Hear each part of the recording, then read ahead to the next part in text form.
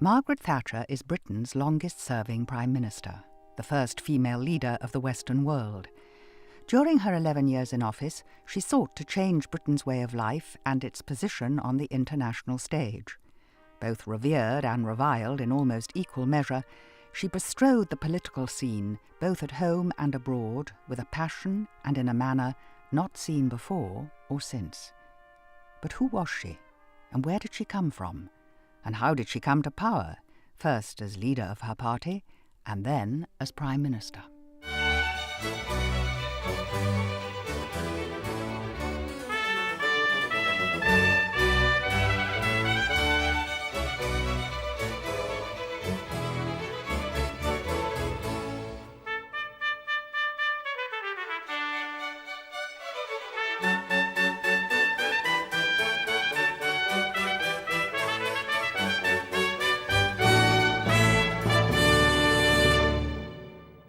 Mrs. Thatcher, it's always supposed to be a tremendous ordeal, maiden speech. Was it for you?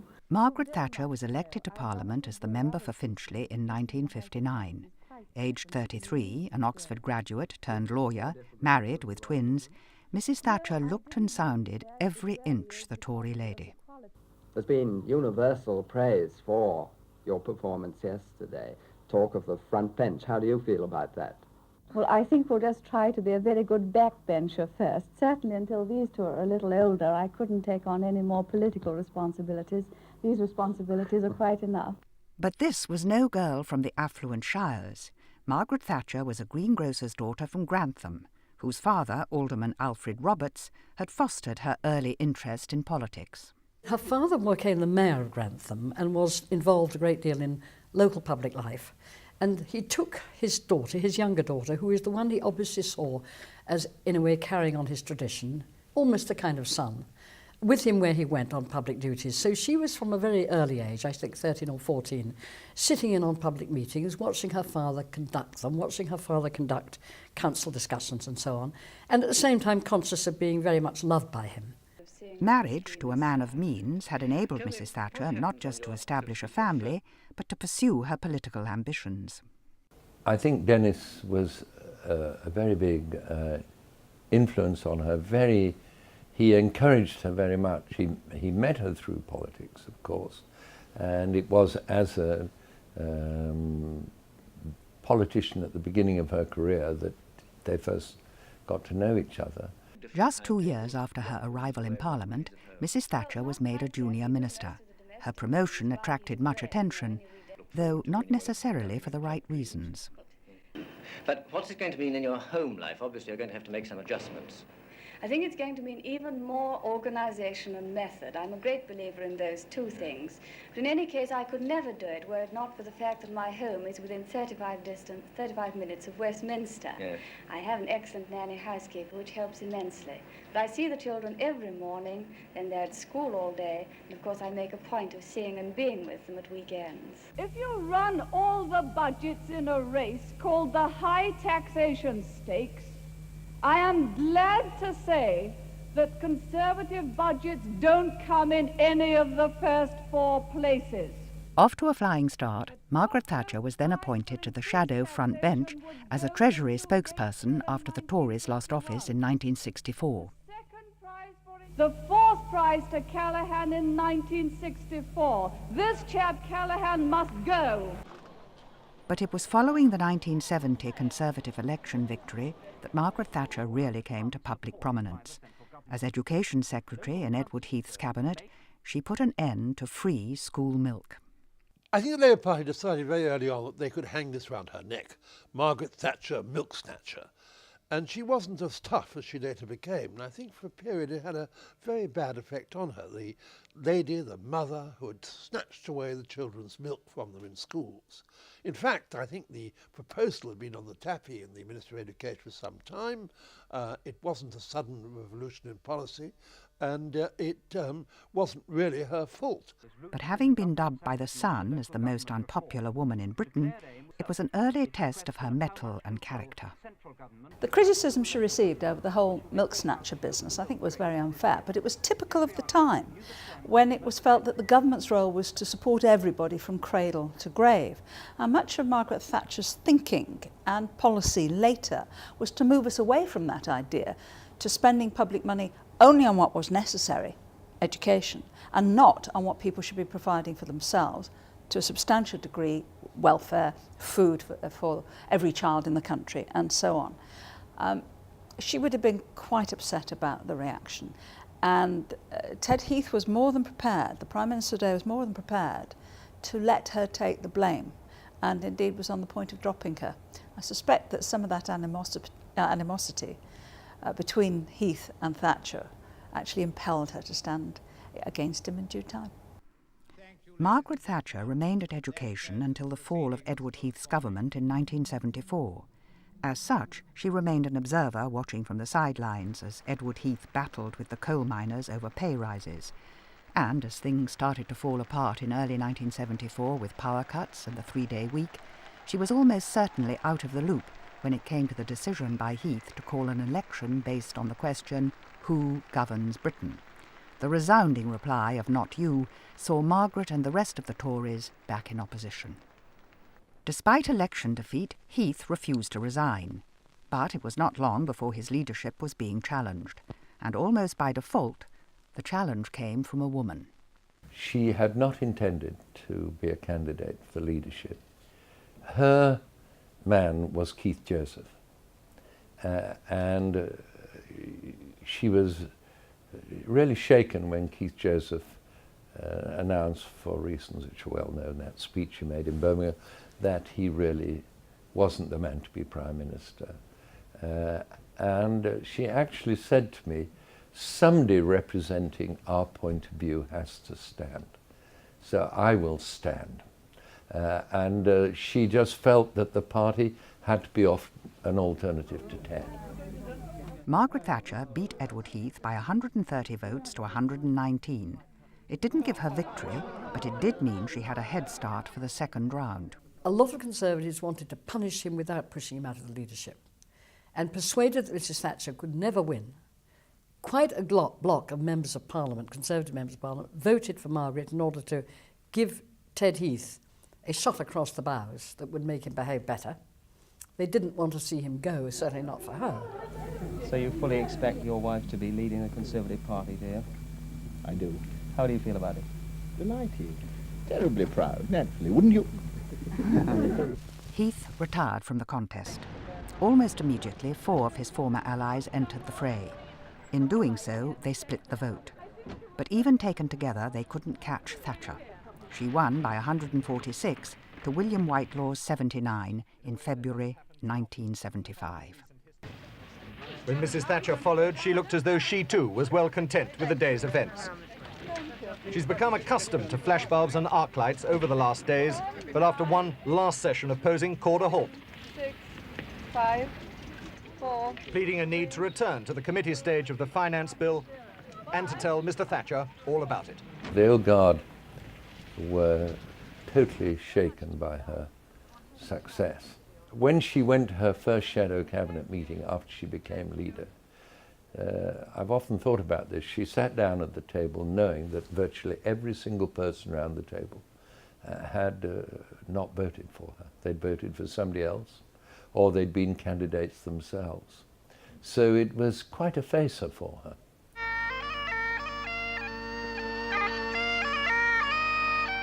Margaret Thatcher had not expected to be leader of her party. She had once said that her ultimate ambition would be to be Chancellor of the Exchequer. But now, as leader, she was also aware of being an outsider, a factor that informed how she handled her leadership and her attitude towards her senior people. Insiders all. I remember vividly her first appearance after her election on the dais at the end of the committee room to greet the 1922 committee, the assembled party. And there was a sense of history about it. I visualise it, this frail Joan of Arc-like woman arriving, and the Knights of the Shires on the platform beside her, looking deferential, and that was a change of mood and attitude. I don't think there was much sedition rumbling along. There were obviously some disappointed folk. I think that they actually thought that it would be as it were, a 9-day wonder. And I don't think that they thought that she was ever going to win an election. In fact, I can remember in those early days, even after she became Prime Minister, the general assumption was that, she'd be a one-term inhabitant number 10. Wary of those around her, she was also patronised by Labour MPs and even the then Prime Minister, James Callaghan. If the Tory party were uncertain about Margaret Thatcher, and many of them were when she was leader of the opposition, the Labour government, the Labour Party, was equally uncertain of her. They took a very nasty and unpleasant approach to her in the House of Commons, catcalling, deriding her, using squeaking voices to try to humiliate her. They were very well organised at trying to undermine her confidence, and they pursued it to some pretty ferocious and unfriendly degrees. Jim Callaghan also used to patronise her across the dispatch box. And I remember her at times going into the House of Commons almost shaking with, not anxiety, but frustration, because she knew that she was going to go in there and receive a terrible battering on the part of the Labour Party, and perhaps not get the entire support of the Conservative Party behind her. Where Margaret might struggle to maintain her supremacy within the parliamentary party, among grassroots Conservatives, her particular brand of bossy, no-nonsense politics and habitual references to good housekeeping made her a popular figure.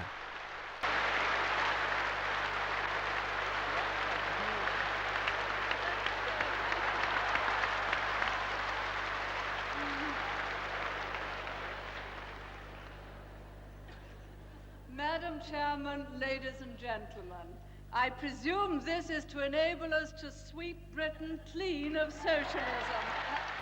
She enunciated very clearly the fight that most Tories were involved in and really wanted to see pursued with some energy, and that was the fight against creeping socialism.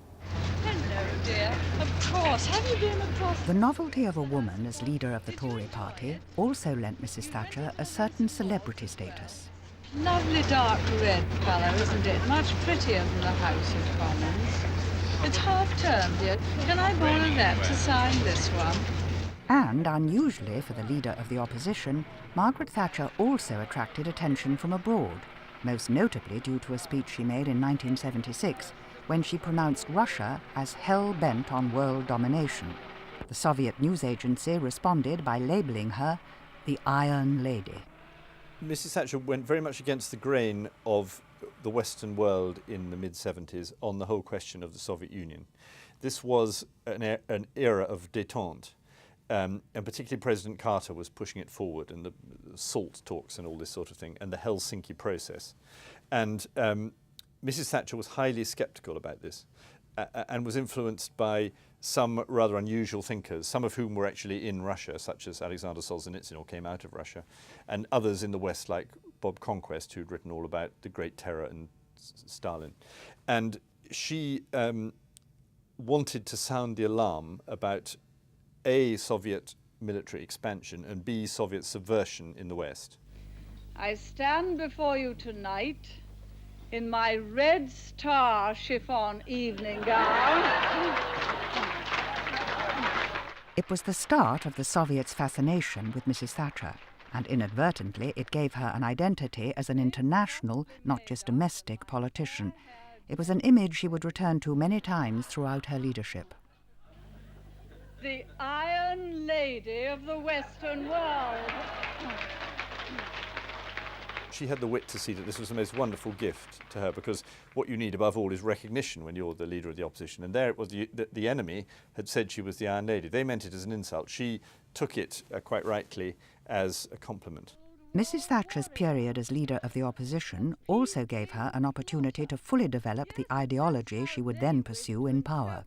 We look back on her story now and we think she kind of blazed into the firmament, fully formed. And she didn't. It took several years in opposition, from 1975 to 79, when she began to do a lot of the thinking and commissioned a lot of the original thinking. All the political philosophy of the time was left-wing. There was nothing there.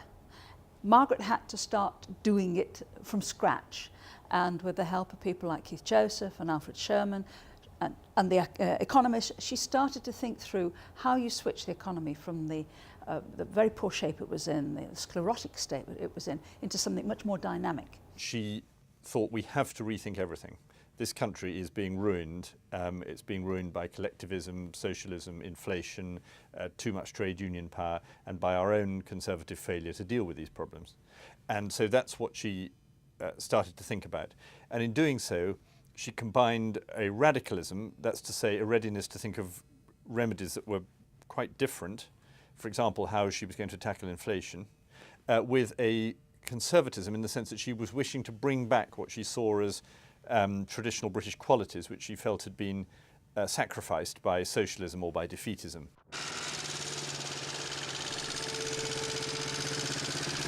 4 years into a Labour government and a string of bad by-elections had left Labour dependent on the Liberals and other parties to get their legislation through Parliament. The unions too were at war with the government over its attempt to keep pay rises below 5%. A winter of discontent in 1978 to early 1979, with public sector unions on strike, newspaper headlines about the dead being left unburied, and rubbish and rats on the streets, all contributed to Callaghan's woes. Margaret Thatcher was blunt in her assessment of the crisis and in her opinion of union activists and how they damaged the union cause. Now, these few men are the wreckers in our midst. They're not the massive trade unionists, but there are a few militants who are the wreckers. And I think they do as much damage to the decent name of trade unionism as they do to our economy. She perfectly understood that the trade unions should exist, that Labour needed representation at the workplace. But she was shocked by how ordinary trade unionists had almost no power because there was so little democracy in the system. And she was shocked by how that led to manipulation by the hard left. And she also believed that the trade unions, even when they were led by moderates, should not be making the economic policy of the country. The collapse of the Lib-Lab Pact and the rejection of moves towards devolution in Scotland further weakened Callaghan's position and provided plentiful ammunition for Thatcher's campaign to bring down the government. Tayside said no. Grampian said no. There is no sound or honourable basis for the great constitutional change which Labour have proposed. And the final insult would be for this dying government to try to bend our constitution to keep themselves in power for a few more wretched weeks. On the 28th of March, 1979, Margaret Thatcher brought a vote of no confidence and won by 1 vote. James Callaghan was the first Prime Minister since Ramsay MacDonald in 1924 to be forced into an election by the Chamber. The result was far from a foregone conclusion, but the Thatcher gamble paid off. Callaghan sought the Queen's permission to dissolve Parliament as soon, he said, as a central business can be cleaned up. You're looking very cheerful this morning. Are you in good spirits? I always look forward to a good fight. Thank you so much. Thank you very much. Not physically, of course. He was going down in the polls, and the people were saying he must stop these strikes, and this is terrible. They're getting worse and worse. And every time a strike was settled, a new strike would be announced the next day. It was a terrible period for him. And those who were his opponents couldn't be more delighted at the bad time he was having. Following their success in defeating the government, there was jubilation in the Tory ranks, but not for long. On the 30th of March, Airy Neave was assassinated in the House of Commons car park. Terrible news, Mrs. Thatcher. I don't know about it yet. I've just only been... Margaret Thatcher's right-hand man, he'd encouraged her to go for the leadership and would have undoubtedly played a leading role in her government. But that was not to be. He was one of freedom's warriors. No one knew what a great man he was, how great a man he was, except those nearest to him. He was staunch, brave, true, strong, but he was very gentle and kind and loyal. It's a rare combination of qualities. There's no one else who can quite fill them. I and so many other people owe so much to him. And now he must carry on for the things he fought for and not let the people who got him triumph. We do, to that end, publish this our royal proclamation, and do hereby dissolve the said Parliament accordingly. The election was finally announced on the 9th of April. Good morning, Mrs. Thatcher. Mrs. Thatcher, can we have a little word about tactics before you go? Mr. Callaghan is off today in Scotland starting his campaign. Maybe perhaps ask you why you aren't doing the same. Because we're just taking a little bit longer to plan. This is the longest campaign we've ever had. You know, in February 74, on October 74, we wouldn't even have had an election announced yet. And I'm just a little bit fearful that people might get fed up with us before the end of the campaign. And I think what's important is that you finish strongly. Do you think you're giving him a head start at all? As the campaign began, and despite Labour's loss of power, Callaghan was ahead of Margaret Thatcher in the opinion polls. But by now, the Conservative Party had on board an ex-TV producer, Gordon Rees, employed to promote the Tory brand. When people now tend to blame people like Tony Blair and so on for introducing, quote, American electioneering tactics into British politics, not a bit of it. It was Gordon Rees and Margaret Thatcher. And between them, they decided that the old-fashioned way of doing things, the flinging of a Union Jack over a table in a village hall, wasn't good enough. And so he was fascinated to hear from me how the Americans had done it. And then particularly, he wanted to know what we in the television business would want during an election campaign. And we talked a lot about how we had to get to feed points and how we had to send things down the line, because this was the days before satellites were commonly used. This was astonishing. This was absolutely astonishing. I had never known any British political party really take any interest at all in what the media wanted. It was normally a case up to then of what the media was going to get. Mrs. Thatcher, too, did her best to display her prodigious energy, racing around the country on a ceaseless exercise in self-promotion. Come right round, Now listen, I'm not standing for 20 minutes now. Everywhere she went, she was regarded not with love and affection, but with curiosity and interest. And the crowds would come out. Maggie would go into a high street and the crowds would instantly come out. It was very significant at that time that when Jim Callaghan did the same, went on walkabout, that he didn't get the same sort of response. People would be ignoring him or simply not showing the same sort of curiosity about him. And it wasn't so much a matter of politics at the time, it was a matter of personality. She had a different personality, a personality with a rough edge, a sharp edge, but that seemed to fascinate people too, and they responded. During the election campaign, Mrs. Thatcher said the Conservatives would cut income tax, reduce public expenditure, make it easier for people to buy their own homes, and curb the power of the unions. You know, I just think it's simply terrible for people listening to us when you put a similar question to each of the party leaders and they all say, yes, yes, yes, we're very confident.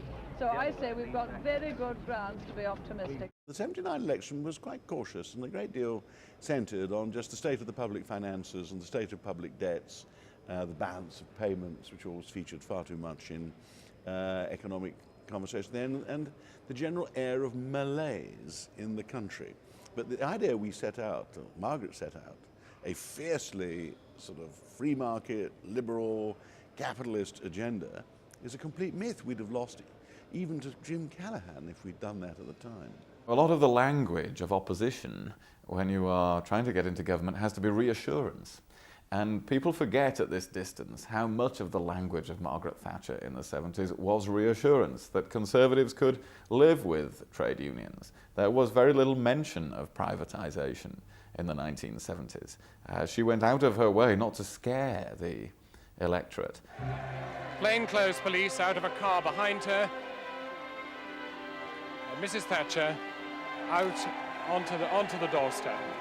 On the 4th of May, Margaret Thatcher was elected Prime Minister with a Commons majority of 43 seats.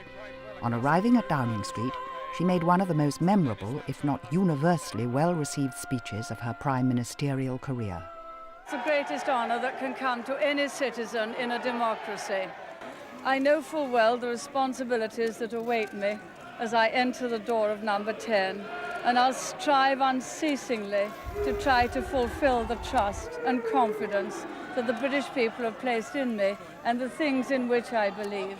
And I would just like to remember some words of St. Francis of Assisi, which I think are really just particularly apt at the moment.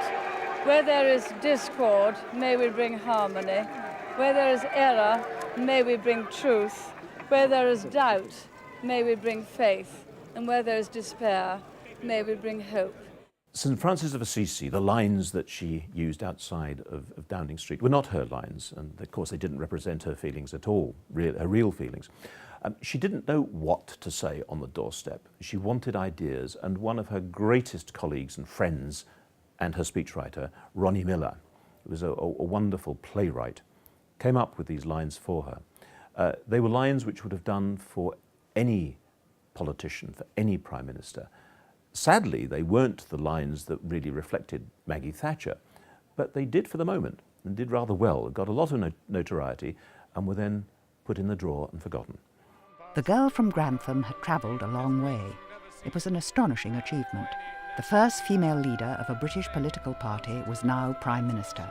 She had risen from nowhere to the top of what was a man's world. She had defeated her own prediction of how far a woman could travel in politics. Well, she's now doing an almost papal handshake, going down Downing Street, shaking every hand that she can possibly get hold of. There is great enthusiasm. Her election had captured the imagination at home and sparked enormous interest abroad. The first female leader of the Western world had assumed power, and little did anyone fully appreciate it then, but a new political era had truly begun.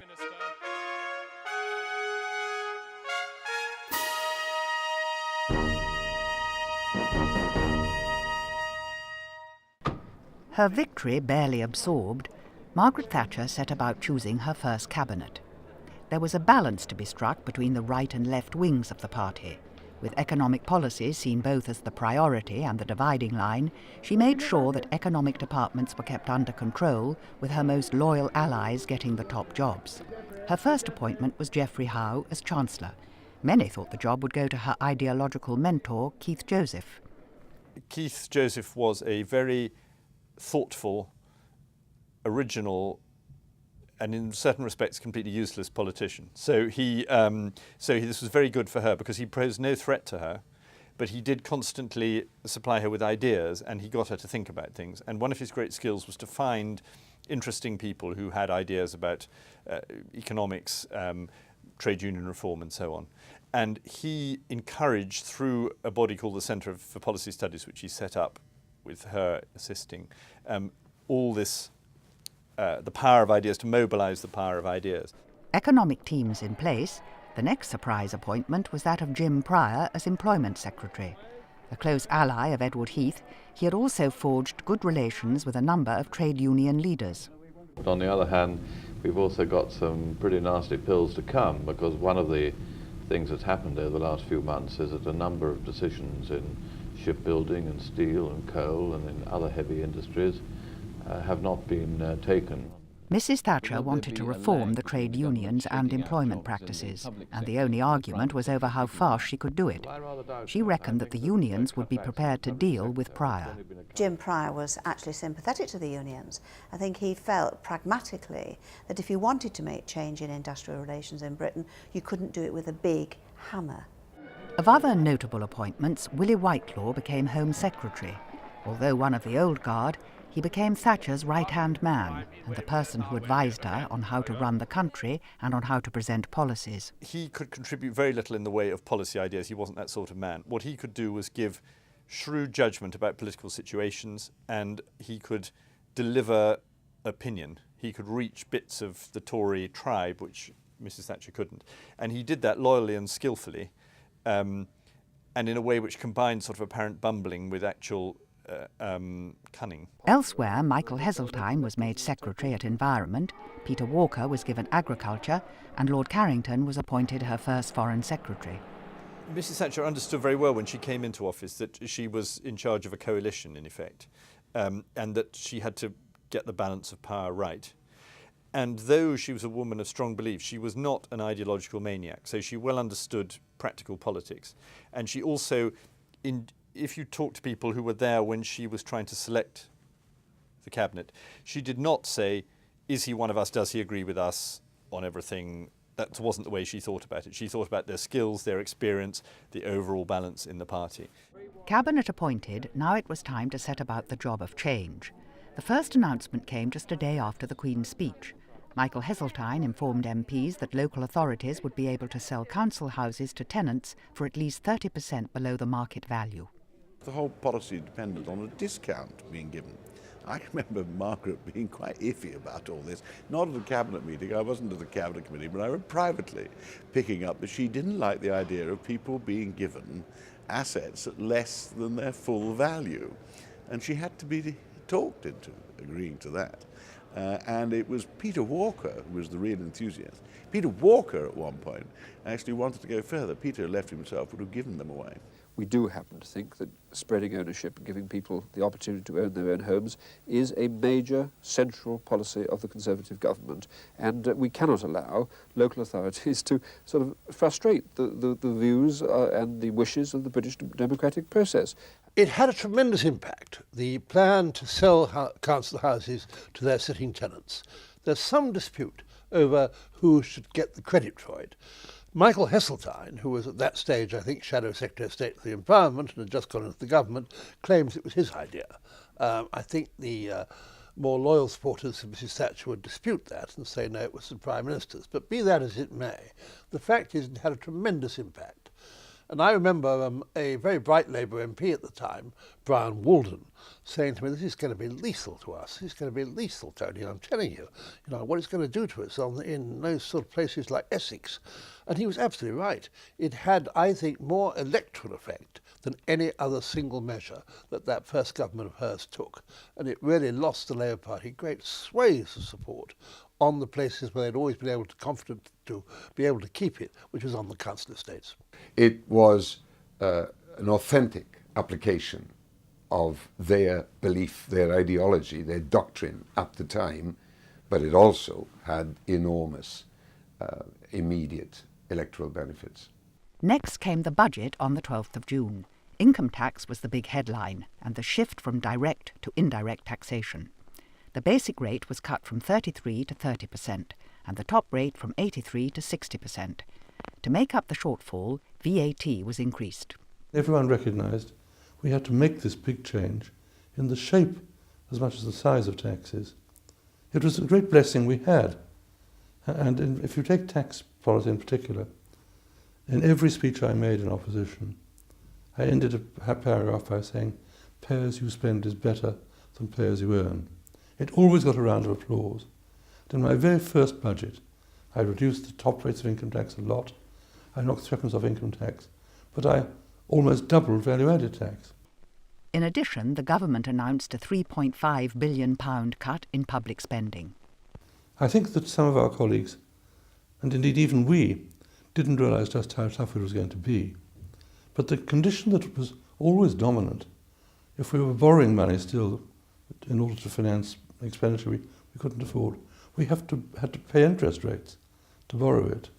And the market wouldn't let us borrow more except at higher interest rates.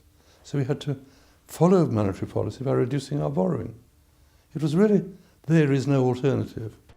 Geoffrey Howe's first budget would pave the way for monetarism in Britain. It was a huge nominal change, and that meant that everything went up in price, and that meant that wages went up because everything was still very stratified. And it caused all sorts of problems with the exchange rate and with public spending, and it undoubtedly contributed to the difficulties. And there was quite a row about that within the cabinet before it happened, and there was unhappiness about it in the country. But the feeling that Geoffrey Howe had, who really carried the day on that more than her, was that if you don't do it now, you'll never do it, and we must make this big step. The budget sent out a clear signal of a government, and particularly a Prime Minister, eager to get things done. And it wasn't just spending at home. Margaret Thatcher was also concerned to reduce the size of Britain's contribution to the European Community budget. They don't agree with talk of summit deadlines or permanent changes in the common market rules to help Britain, as the French Foreign Minister, Monsieur Chesson, told me. I'm afraid that when Britons say there should be now a new permanent regulation, rule, that we cannot accept. But I'm ready, as member of the French government, to say we accept that during the transition some adjustment should be made in the budgetary contribution. It would be almost a year before a first reduction would be achieved. It marked a 2/3 cut in the size of Britain's net contribution to the EC budget and the promise of a major review of that contribution the following year. She didn't really feel that that was quite enough, so she was quite angry about that. But actually it was rather good, if the truth be told. But the fact remains that had she not been there and been absolutely adamant in getting that, it wouldn't have happened. I mean, of course she annoyed a lot of people. I mean, Helmut Schmidt and Giscard d'Estaing used to get rather frustrated by her on the budget, but the fact is that she was absolutely right. Thatcher's next battle was over the trade unions. She was determined the events of the winter of discontent would not be repeated. Radical reform of trade union law, therefore, was of the utmost priority. Jim Pryor was in charge of introducing the appropriate legislation. But as was evident from his earlier dealings with the unions, he was not one for extreme measures. Many of the provisions of these codes have been contained in previous TUC or Transport General Workers Union codes. Now, I think that most people want to see some reasonable discipline in both the closed shop and the way it operates and in picketing. Jim Pryor was not one to have a head-to-head. He much preferred the step-by-step approach, which became the very famous strapline of his approach. In autumn 1979, Jim Pryor was ready with an employment bill that outlawed secondary picketing, limited the closed shop, and imposed compulsory ballots before action. It was a sizable package, but in Mrs. Thatcher's eyes it didn't go far enough. What Jim wanted was to have a measure that would stick. Because don't forget, nobody at this point knew that Margaret Thatcher was going to be Prime Minister for 11 years. There was this feeling, well, would she get re-elected? And Jim's argument was always, well, let's do things which are so blatantly, obviously right that a Labour government wouldn't repeal them if it got the chance. In the face of Mrs. Thatcher's impatience, and as if to test Jim Pryor's resolve, on the 2nd of January 1980, a national strike began at the National Steel Corporation. The steel workers were demanding a 20% pay rise. The management had offered a 6% increase with tough conditions attached. The Steelworkers Trade Union, who are my best client, I practiced at the bar, a union which my grandfather helped to found. So one had a great deal of sympathy with them in the difficult situation. But they decided to go ahead. And all we could do was to support the British Steel Corporation. There were some non-nationalised steel companies still in existence, and they were able to trade alongside the strike, so the strike was always unlikely to succeed. The strike lasted nearly 14 weeks. The plants reopened after the Lever inquiry recommended a package worth 16% in return for an agreement on working practices and productivity deals. Throughout, the government maintained a position of non-intervention, leaving management to manage. But Margaret Thatcher and her allies also made it clear they opposed the action of the unions. The steel strike was considered to be a win on points for the government. And the reason for this is that though it's true that the sum was much larger than the government wanted, the government had managed to sustain its determination to not to intervene. The great way the unions worked with all the nationalised industries was to create such a rumpus that the people who ran the nationalised industries had to sort of crumple and the government had to come in and sort it out. And the government didn't do that. The strike had put added pressure on Pryor to take a tougher line in his union reform. As it was, Pryor kept his bill intact. Margaret always felt that Jim was too cautious. She wanted to move more quickly. But the interesting thing was when Norman Tebbit took over from Jim, he was quite cautious too. He moved rather more slowly than she would have expected him to. And he, in a funny way, although he was a different character from Jim, shared the same view. It was very important to have laws that would stick, rather than play to the gallery and throw in the kitchen sink and give the Labour Party the excuse to repeal them. A similar challenge to the government was British Leyland, of which Margaret Thatcher would later write, "The company had become a symbol of Britain's industrial decline and of trade union bloody-mindedness." A lot of them didn't think of me, but having said that... Once again, workers were on strike. This cut back in numbers for purely financial reasons as a result of government economic policy, which makes it very difficult for the company to exist at all, is being dealt with in an arrogant and dogmatic fashion by the company. I remember very well her attitude to British Leyland. First of all, she was absolutely furious with Michael Edwards. I mean, when he came along and effectively asked for £1 billion. And, you know, this was against every instinct that she had. But this was where Margaret was so pragmatic.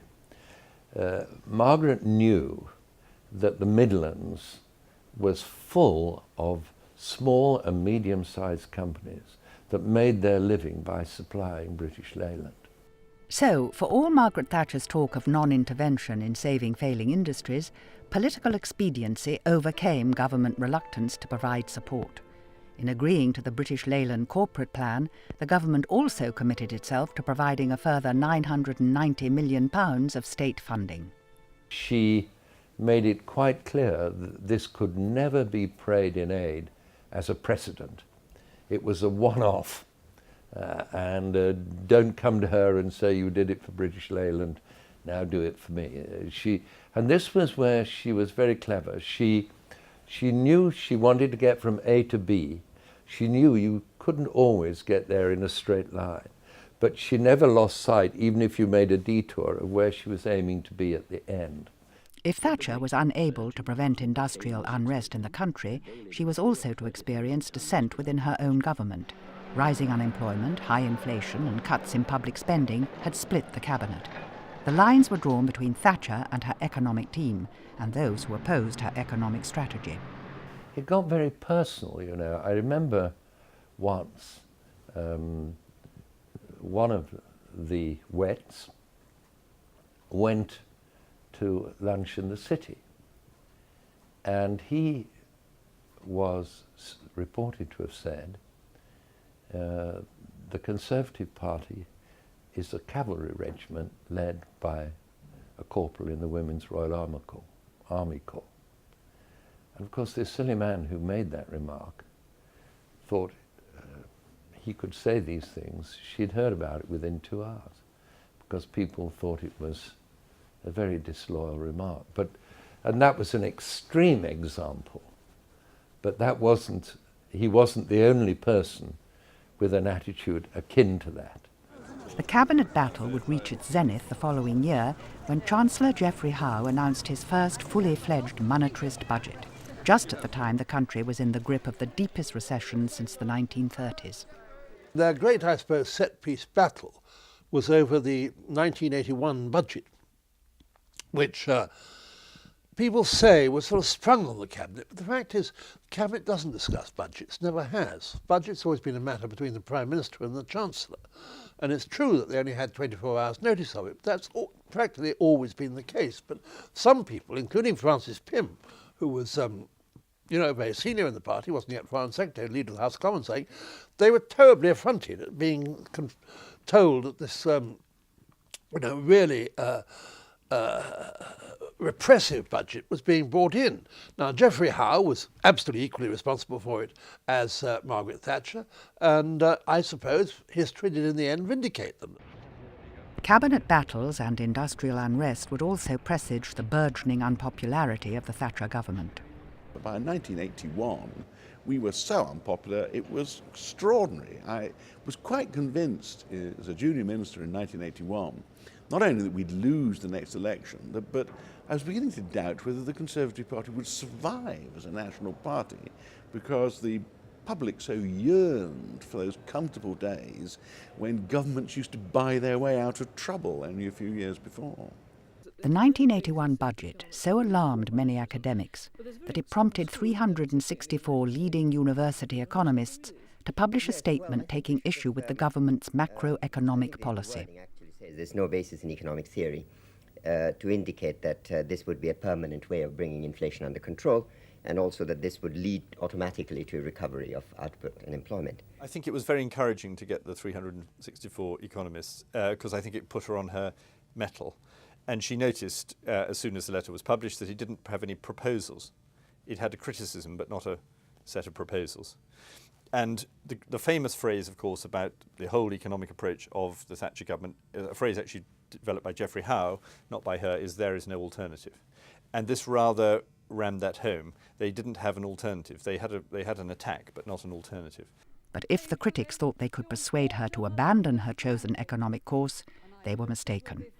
6 months earlier, at the Tory party conference in October 1980, Margaret Thatcher had made it quite clear she would not be deflected from reforming fiscal policy in the manner she saw fit. To those waiting with bated breath for that favourite media catchphrase, the U-turn, I have only one thing to say. U-turn if you want to.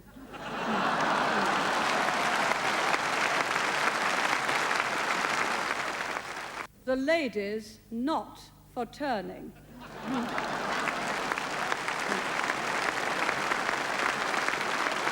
It was really aimed at Ted and quite a gang in the shadow cabinet who were putting her under a lot of pressure to say, you can't have rising unemployment, you cannot do this, you cannot do that, we've got to change policy.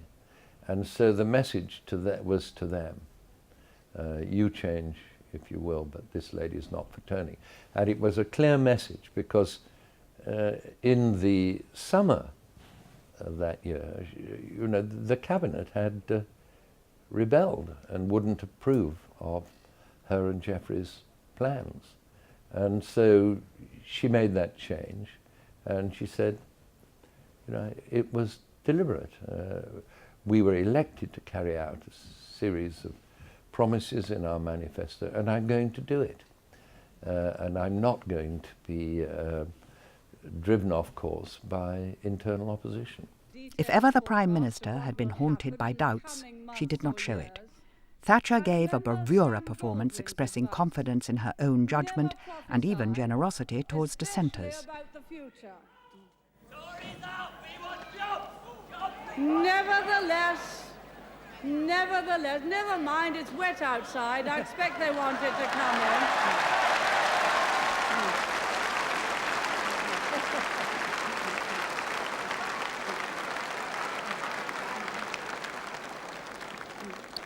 You can't blame them. It's always better where the Tories are.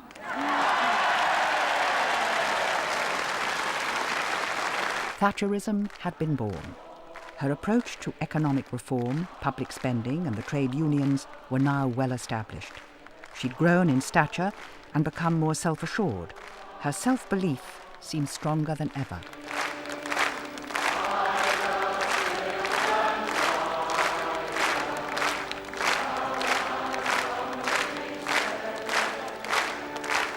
She was always knowing where she wanted to be, where she wanted to get to, and was plotting and planning to find the right way to get there. Willing to take risks in order to get there, particularly with her own job, and indeed at times with her own life. But always conscious of the fact that there was a long-term game to play. She was not just a politician, she was a statesman with a long-term view. Let us stand together and do our duty, and we shall not fail. In the moment of Thatcherism's birth, its leader had also to face terrorism and engage in international diplomacy. but it was her actions at home on the economic front that would come to define the beginning of the Thatcher years.